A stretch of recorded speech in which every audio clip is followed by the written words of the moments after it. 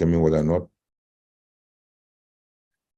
whether or not there has been compliance with the relevant provisions of the operative manual and the payment of the claimant at exit. Now, the parties had hidden that the employment contract was regulated by more than one document, which is permitted by law. They also agreed that the documents includes Exhibit C1, the applicable HCP manual, the circulars and policy statements that may be issued from time to time. See Exhibit C1, which is the claimant's employment letter. The two versions of the HCP manual placed before the court. There are two versions of the HCP manual placed before the court. The 2013 version with 2015 amendments tendered by the claimant admitted as Exhibit C4, while the 2017 version was tendered by the defendant admitted as Exhibit D3, while the claimant vehemently insists that up to the time of his exit, the operative HCP manual was Exhibit C4. The defendant contends to the contrary that it was Exhibit D3. There's also no dispute between the parties that the defendant has the right to amend whatever HCP manual that is in operation. See page 4, Exhibit C4, and also page 4 of Exhibit D3. While Exhibit D3 states on its face that it came into effect on the 20th of December 2017, the question now is, was there a requirement for notification of employees before HCP manual becomes operative and effective? I think not. Both the claimant and the cross-examination, the contents of Exhibit C8 placed the burden of checking for updates on the HCP manual on the employee. The contention of the claimant that he needed to be notified of the existence of a new HCP manual cannot vary the court had words of a written document that says otherwise. The employment contract binds the parties did not require such a notification, and thus not even the court can read into a document what is not there. Several cases cited in support of that. And parties are therefore bound by their contracts, so also several cases cited in support of that. I therefore find an endorsement on Exhibit D3 to the effect that it became effective on the 20th of December 2017 is binding on the parties here. It's my firm opinion on finding and the finding of this court that Exhibit D3 was the operative HCP manual at the exit of the claimant from defendant bank. It therefore binds the claimant, and his entitlement can only be calculated on the basis of the provisions of Exhibit D3 and so on. I'm not unmindful of Exhibit C now, which proposed to be a screenshot of an email sent to an unnamed employee of the defendant. While admissible, it bears little or no evidential value. Nothing stops any person from creating a screenshot. There's absolutely nothing to show on its face that it was sent to the claimant. It's understandable to try and conceal the sender's details. When its face, it does not show how it got to the claimant's certificate of compliance or not. It is of doubtful origin and we accorded no evidential value and so on. Now, the court has severally held that a piece of evidence can be admissible but not have no evidential value. See Inyang versus CCECC, citation provided. Now, in this court's finding that the HCP manual that is applicable to the claimant's 2017 version, relief 1 is therefore not grantable, being based on the 2013 HCP manual, and therefore must refuse relief 1 and is hereby dismissed accordingly. For relief 2, the claimant fails to furnish the court with any documentary evidence in support of his claims that is entitled to the payment of 7 months car motorization allowance. There's no such clause expressly providing for this in either with C1 or D3 or any other document before the court. It's right that in labor matters, the claimant must show an entitlement via contract or collective agreement of such document, and also satisfy the court on how he arrived at the quantum. Mohamed Dongus and ENL cited here. Neither has been shown that I must therefore refuse this relief. Relief 2 is hereby dismissed. Now, coming to relief 3, it's hinged on clause 5 of the terms of employment attached to Exhibit C1. It provides that each party shall determine this contract by giving 1 month notice of payment for the same period in lieu. Exhibit D3 on its part, in clause 8.1, title redundancy provides, redundancy occurs when an employee's job is restructured or eliminated due to organizational or technological changes or contraction of available work, the cause of which is beyond the control of the bank. If an employee cannot be placed in another position based on training, experience, and qualifications, he is declared redundant. When redundancy is declared, the affected employee shall be entitled to monetary compensation that's approved by management, which as follows, which will not be below the collective agreement in line with the country's labor laws, end quote. It goes further in the same clause to specify that managers will be entitled to 3 months guaranteed pay for managers of less than 5 years and 6 months guaranteed pay for managers of more than 5 years.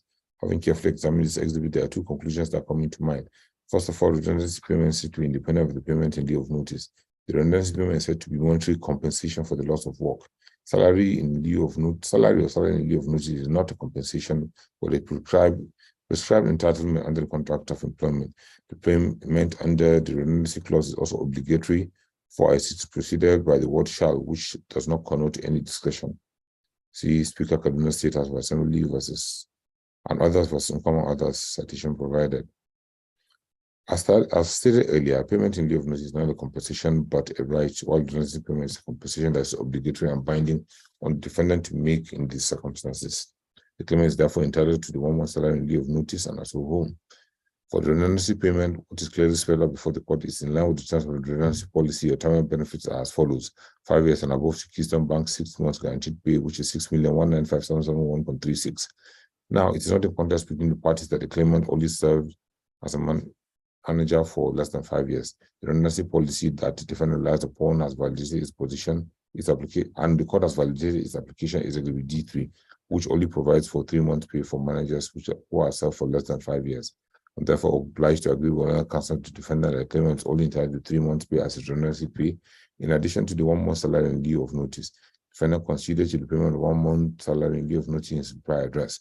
Now, given the situation, I agree with defendant that the claimant is entitled to deduct the sum of 1,032,628.56 means 1 month salary from the payment made to him as the payment in lieu of notice and so on. This therefore means that Relief 3 is grantable but only in these terms and so on. Coming to Relief 4, which is for interest, I must refuse that the claimant's entitlements have already been paid to him. Relief 4 is dismissed accordingly. Parties are to bear the respective costs, judgments entered accordingly.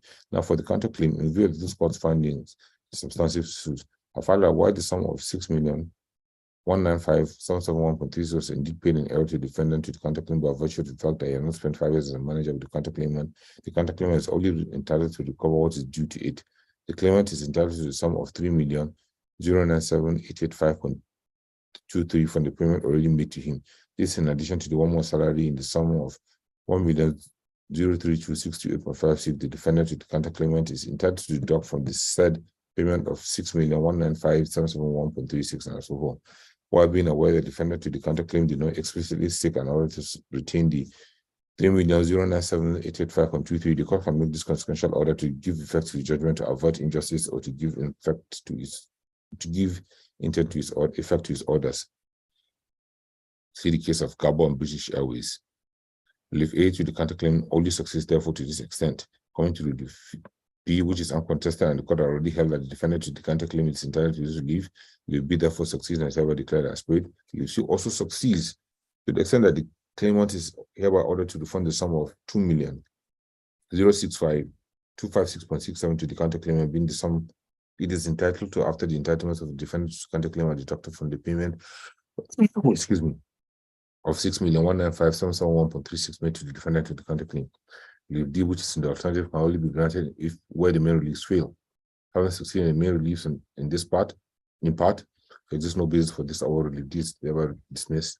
I also decline to grant reliefs E and F of the counterclaim and dismiss them accordingly. Party to bear their respective cost judgment is entered accordingly. As the court places.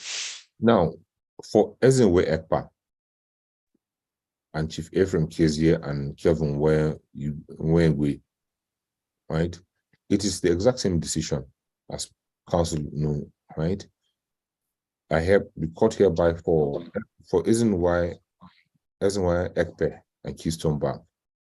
Mr. Olomola. Sir. Where is Kolaodi? My Lord, we are grateful for the decision, sir. Yeah. You know, it is the exact same decision. You already know that this court is bound by its previous decisions in the earlier set that the court had delivered, right? Yes, sir. Yes, my Lord. And then the one that the court just delivered now, the court cannot depart or deviate from it for no reason, right? Yes, now, sir.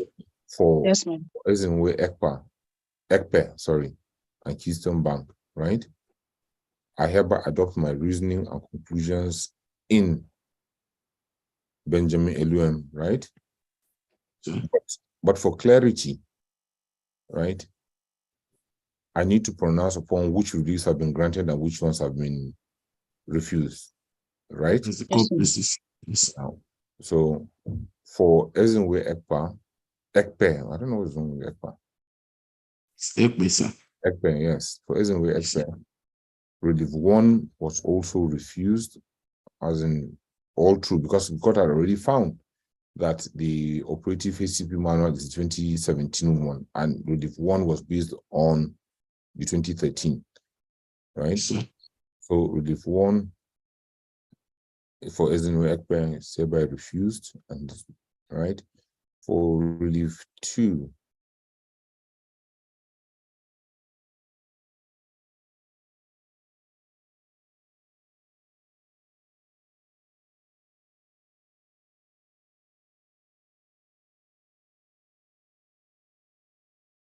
The claimant failed to furnish the court with any documentary evidence in support of his claims for the 2017 car amortization. Relief 2 was also refused. Relief 3,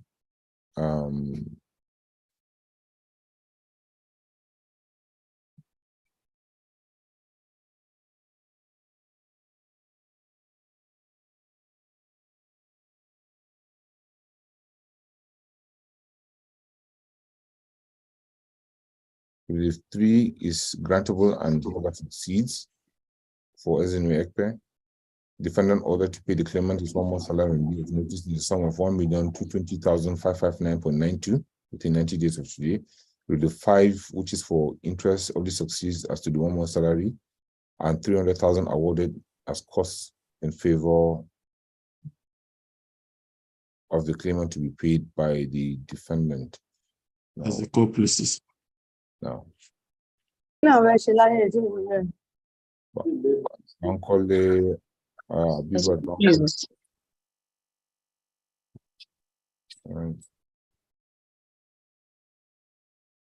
now, so that is for Ezinwe Ekpe, right? As Now the court for pleases. if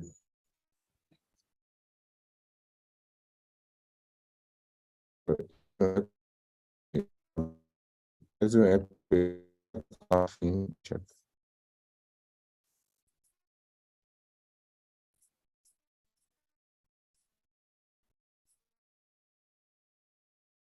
There's a counterclaim. In the view of the court findings and decisions, substantive suits,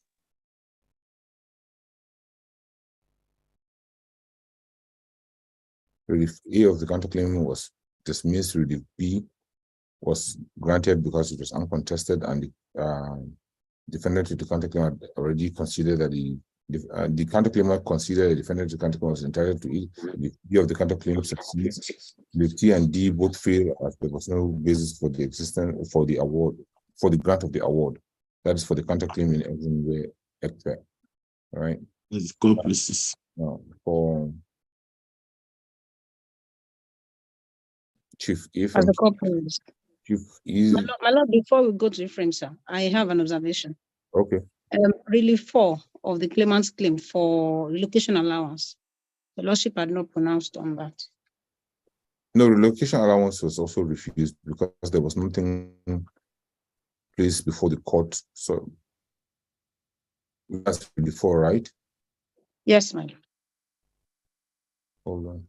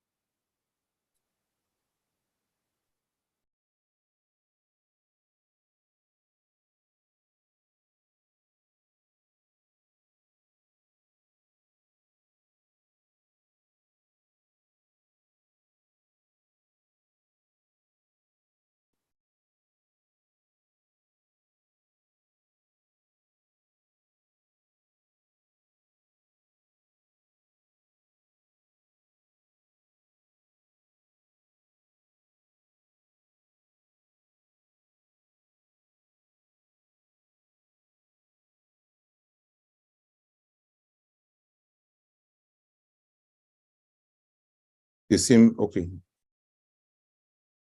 Let me just read out to you that particular portion. Coming to relief 2, the claimant has failed to furnish the court with any documentary evidence in support of his claims that is entitled to the payment of 1 year 2017 car amortization allowance. There's no such clause explicitly providing for this in either Exhibit C1, D3, or any other document before the court. In labor matters, the claimant must show an entitlement via contract, collective agreement, or such document asserted one with Dungus and EL Consortium, right? I must therefore refuse this relief. Relief 2 is hereby dismissed accordingly. The same fate must befall relief 4 in consideration of the court decision in the previous relief. It's hereby dismissed accordingly. All right. As a As the copy. court pleases. All right. I don't agree to, sir. All right. So for Chief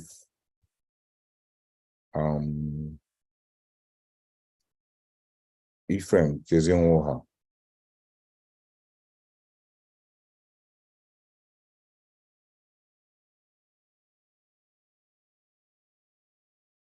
I must therefore refuse relief 1 and hereby dismiss. Coming to relief 2, the claimant has also failed to furnish the court with any documentary evidence in support of his claims. It's entitled that is entitled to payment of year 2017 car amortization, right?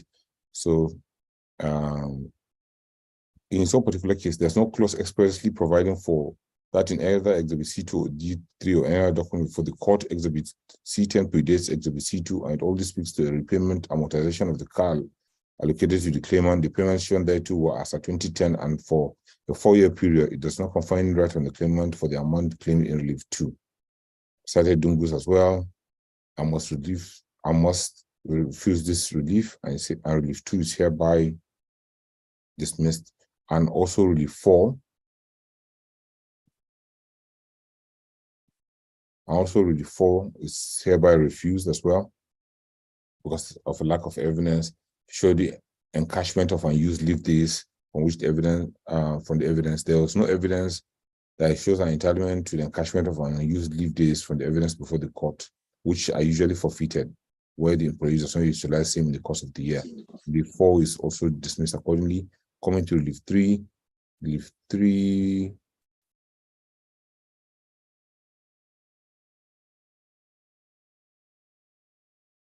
is grantable and hereby substantial. Defendant is hereby ordered to pay the claimant his 1 month salary and review of notice in the sum of 1,220,559 within 30 days. And then relief 5, which is for interest, only succeeds as the 1 month salary award, and 300,000 as cost of dispute in favor of the claimant to be paid by a defendant. And for the counterclaim, relief A of the counterclaim was refused and fails and is hereby dismissed. Relief B succeeds. Relief C and D both fail as there exists no basis for the award, and they are both hereby dismissed. That is for Ephraim. As a court pleases. My lord, I observe, sir, the amount of the salary in lieu of notice. For the amount is the amount quoted for SNYP. what is the amount? The amount here is 1,032,628.56. Yes, 1,032,628.56. Yes, my lord. Yes, that's the. Was that not what I said? No, my lord. I wanted to give you more than he asked for.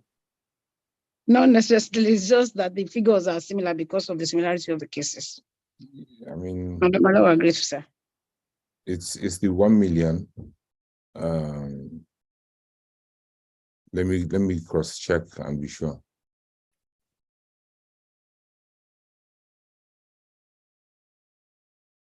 These are the last of the cases, right? Yes, sir. The 1 month salary in lieu of notice that Kolawole you should pay him is 1,032,628.56 within 30 days of today, failing which it would adapt 20% simple interest until liquidated. As the court pleases. Please, do you agree to, sir? The last one is Calvin, right? Yes, sir. So for This one does not have costs. Sorry? Costs. This one does not have costs, sir. For Cost of 300,000. 300,000 now. 300,000. My lord, I'm sorry. I'm so sorry, sir. You want me to keep repeating Kolawole? Don't worry. Next time Kolawole, you want to get the costs.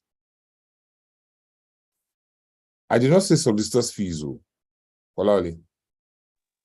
Yes, my lord. Costs. The cost, not solicitors' fees, because solicitors' fees, that one is contentious. There's too much when it comes to that. But fees, when a party succeeds, ordinarily it's the court's opinion that he wouldn't have incurred that cost if not for the act of the defendant that the court disagrees with. Right? As a couple is. So I'm most obliged, sir.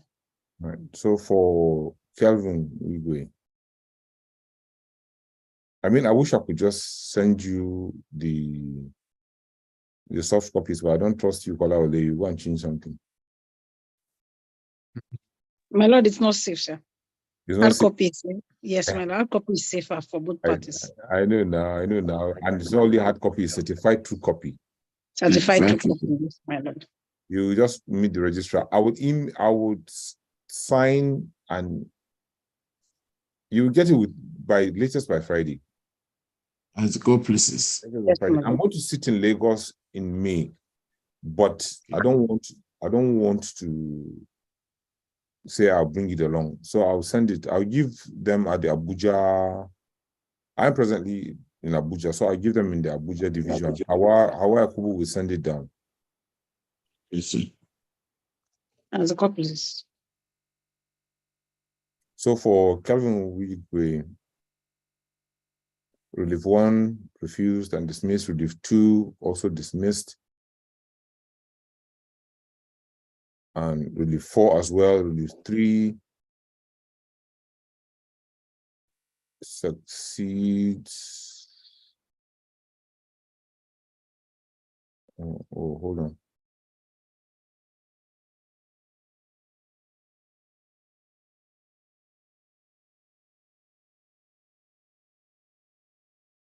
Relief 3 is grantable and hereby succeeds. Defendants hereby ordered to pay the claimant his 1 month salary in lieu of notice. And Relief 5 for interest on the 1 month salary in lieu of notice. For Calvin Idigbe, there is no counterclaim.